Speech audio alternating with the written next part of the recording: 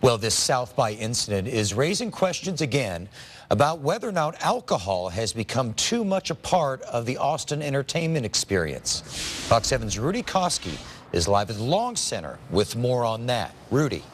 Hi, Mike. Last week, a late-night talk show host was here, and he joked that he was really visiting Austin for an intervention, saying that the city has a drinking problem. And while he was joking about that, there's still a little bit of truth in what he had to say. And according to state records, a lot of drinking does go on at our bars and restaurants here in this area. Travis County is at the top of a recent analysis, and that hard drinking is bringing about some hard questions.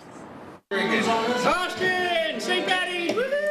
It was still the morning rush hour when this St. Patty Day celebration was served up. Are you going to drink that thing? The scene at the Austin bar is another confirmation that Austin has a drinking problem, according to substance abuse specialist Justin Harvey. Austin's drinking issue goes hand in hand with the culture that we have here. The abuse of alcohol may have factored into the deadly South by Southwest crash Thursday. For Harvey, it's a community wake-up call.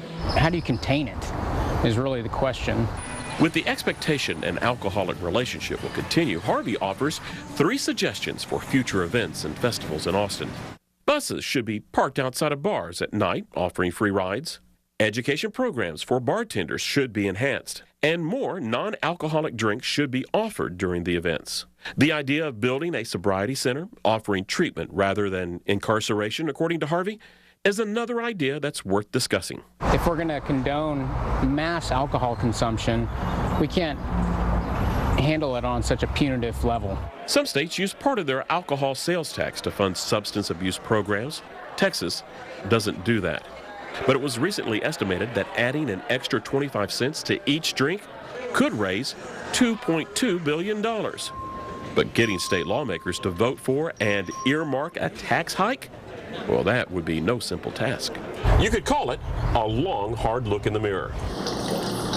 And this reflection of what Austin was and what Austin is becoming is somewhat troubling for the city's top cop. It has started on East 6th Street, right, and it has just spread, and it continues to spread. And the question is, when do we stop the spread of bars?